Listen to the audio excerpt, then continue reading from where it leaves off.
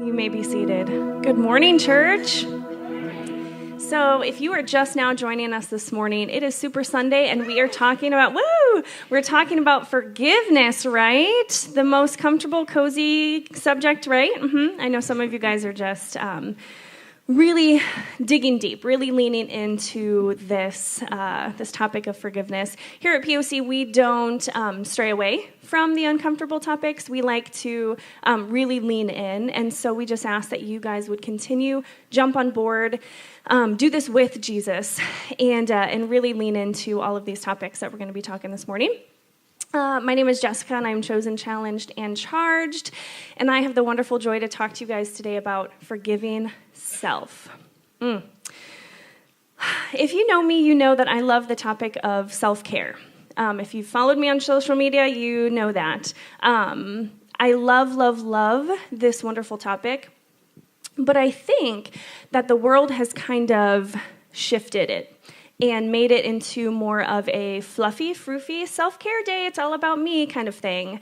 I like to talk about real self-care, the nitty-gritty stuff, the really caring for yourself in a deep way, physically, emotionally, all the things, right? And so for me, self-care isn't just the comfy, cozy, froofy me days, right? The mani-pedis, the massages. I mean, go ahead and get a massage. That's totally fine. But it's not just those things. Those things definitely have their place, but it's more than that.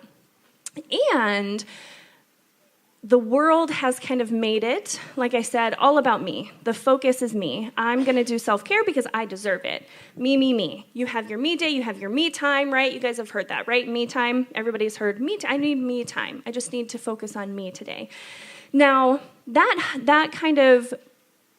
that's the wrong idea of what self-care is. What self-care should be, and especially as Christians, self-care shouldn't be about us. Self-care should be about Jesus. We self-care for Jesus so we can be more effective, so we can be better versions of ourselves, right? I want to be a better mommy. I want to be a better friend. I want to be a better leader in the area that I lead. I want to be just better, right? I want to be a better version of myself for Christ, not for myself, not because I deserve me time, not because it's all about me, right? I want to self-care for Jesus.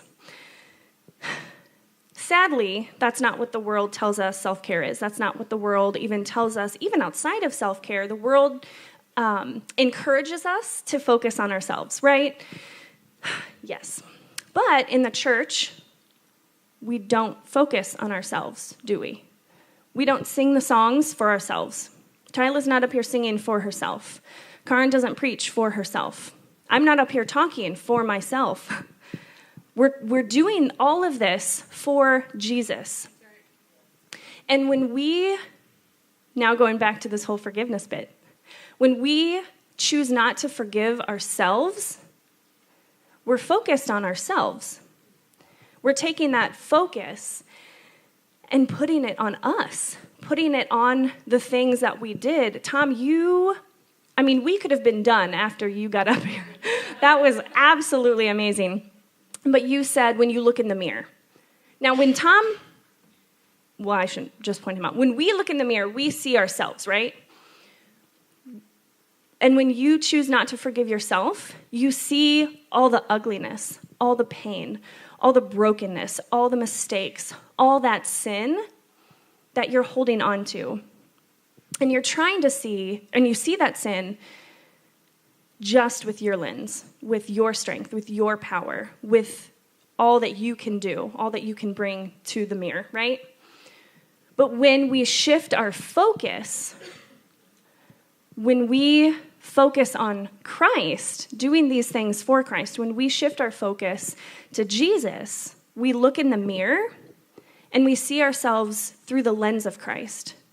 Even though we still see all the mistakes, all the pain, all the hurt, all the struggling, all that ugliness, we see it through the lens of Christ. And Jesus, as we know, when we enter into his presence, he doesn't shake his finger at you. He doesn't tap his little foot right? That's what we do. That's what we do to ourselves. That's not what Jesus does. Jesus brings grace and mercy, as Pastor Celia taught us this morning. There is so much grace and mercy there. So when we bring all of that ugliness, all of our sin, all of our mistakes, all of that and pain that we feel, when we bring it and look at ourselves, but we bring it with Christ when we're in his presence, we see it a little differently. It's still ugly. But rather than feeling guilty and feeling ugly and feeling in pain, we may feel more convicted. But all that grace and all that mercy and all that love and all that compassion that Jesus has for us comes with it. So we don't just do this for ourselves. We do this for Jesus. And so I ask that as we talk more about forgiving ourselves, that you guys would maybe shift your focus, start to shift that focus and focus on Jesus, not on yourself. We're focused on the wrong thing. Forgiveness is not meant to be easy, right? We just did our uncomfortable series. We know that there are some things that God asks us to do that aren't comfy cozy. They're ugly, they're messy. I'm sure there are a lot of you in this room right now that you're thinking, it's just too ugly. It's just too painful. It is a big ball of mess. How can I ever forgive? It's too hard, it's too difficult. Well, it's not meant to be easy. But getting to the other side of it will bring peace and comfort, joy, and hope for the future. And when you forgive yourself, it brings contentment, strength, courage, boldness.